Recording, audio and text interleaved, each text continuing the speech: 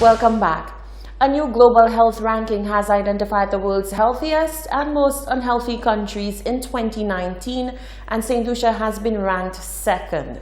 The 10 measures used in this study were healthy life expectancy, blood pressure, diabetes risk, obesity, depression, happiness, alcohol use, tobacco use, inactivity, and government spending on healthcare. Binge drinking, blood pressure, and diabetes scores made St. Lucia the second most unhealthy country in the world. The Indigo Wellness Index, published in the new journal Global Perspectives, is one of the most comprehensive to date, covering 191 countries across the globe. Barbados was another Caribbean island which was placed as the 5th unhealthiest country in the world. And now in other news, members of the public speak out on whether laws regarding public urination are fair when public facilities are closed and nature calls. So right now, they really haven't made no provisions for people who have bladder issues or even might want to use their bladders or dispel their bladders. I mean, 5 o'clock, your bladder is supposed to shut down until you get out of your home. It should be the point where at least till about 9 o'clock, it goes to the point where lavatories, washrooms are open for people to use. So we won't have such a problem with urinating on buildings, by garbage cans, around the sidewalk, in front of our office, after somebody's house, by somebody's car. You get my drift. Okay, let's try and not keep the city as a toilet and let's make it splendorful, yeah? As a tourist, it's it's definitely a hindrance because it's human nature that we all have to use the bathroom. And if there isn't any convenient places for us to go and you're asking for us to pay for it, then as men do, they do their thing wherever. Whereas women will have to maybe go to the local police station or somewhere, and beg somebody in a store or so forth. They should have a place, that's open frequently for them to use because, like I said, we all got to use the loo. My problem with the toilet is we have a bus stand, which is the ancillary bus stand, and we have no access to toilets. Normally we would rush to the station, ask the police to. Some of them are nice, they would allow you to. If you have a child, they would allow you to. I do not want to tell a lie on the police.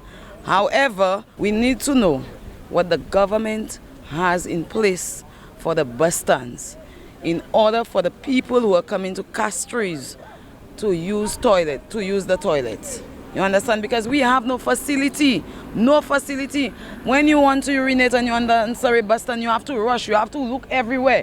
And ancillary bus stand is distance away. It's very far away from the public toilets that are in town. So we need government to do something on behalf of our bus stand.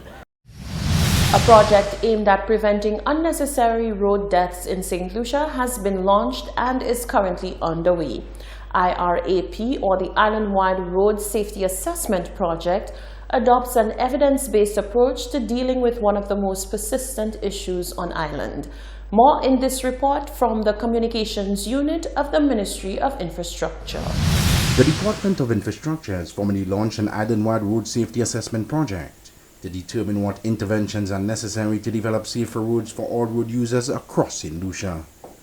This project is an intervention of the International Road Assessment Program, IRAP, and aims primarily to save lives. Over the coming weeks, experts will utilize a specially equipped vehicle as part of a robust evidence-based approach to prevent unnecessary deaths and related suffering here in St. Lucia. In addressing the gathering at the launch, Infrastructure Minister, the Honorable Stephen King, expressed grave concern over the rate of road fatalities and carnage along the nation's roadway. According to the Minister, one life lost by vehicular collision or accident is one too many. The Infrastructure Minister says government is prepared to go beyond the rhetoric and make the investments necessary to ensure the commute of our roads is a lot safer for both motorists and pedestrians. Safer roads are not just a social justice issue. They also make sound business sense too. Dollar for dollar, they provide one of the highest possible public investment returns any country can make.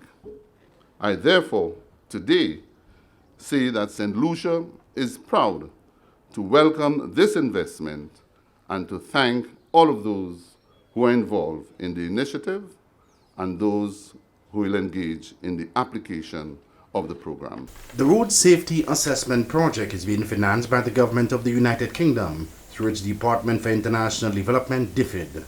Resident British High Commissioner Mr. Stephen McCready says Britain will remain supportive of St. Lucia's development and is pleased to have offered the financial support to safeguard the lives of citizens and visitors alike. The Caribbean is and will remain an important region for the UK, and this project is a tangible demonstration of the UK's commitment to St. Lucia, an important bilateral and Commonwealth partner, and as I've come to experience over the last 2 years, a very close friend as well. For the last decade, St. Lucia has lost 169 citizens to fatal crashes, an average of approximately 20 road deaths every year. In addition to losing so many productive citizens, this situation also places a burden on the healthcare sector. In 2016, St. Lucia signed on to the Sustainable Development Goals SDGs to reduce the number of road fatalities and injuries by half come 2020. Chief Engineer in the Department of Infrastructure, Mr. Abba Jabati, says the time is opportune for St. Lucia to intensify momentum to reduce road fatalities in line with the SDGs. Road safety is a collective responsibility. It's not just the responsibility of the Ministry of Infrastructure, it's a responsibility of all. It's a responsibility of parents, it is a responsibility of the teachers, it's the responsibility of the various drivers associations, the driving schools. It's everyone's responsibility. And until we get to that point where we recognize the fact that talk don't save lives, that is action that saves lives, we'll not see any improvement.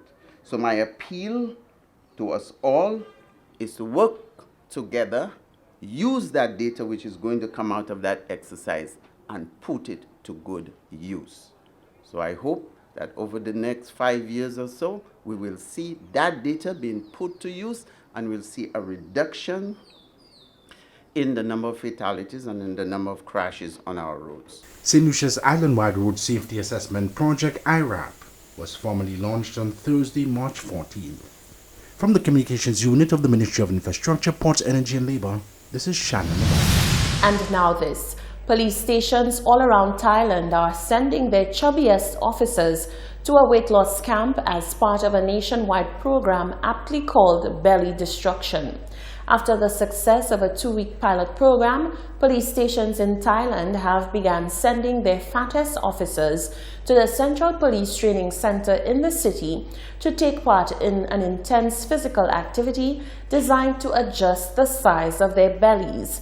Each station will periodically send 2 to 3 overweight policemen to the center where they will work out, ride bicycles, and adopt a healthy, protein-rich diet to shed as much extra weight as possible.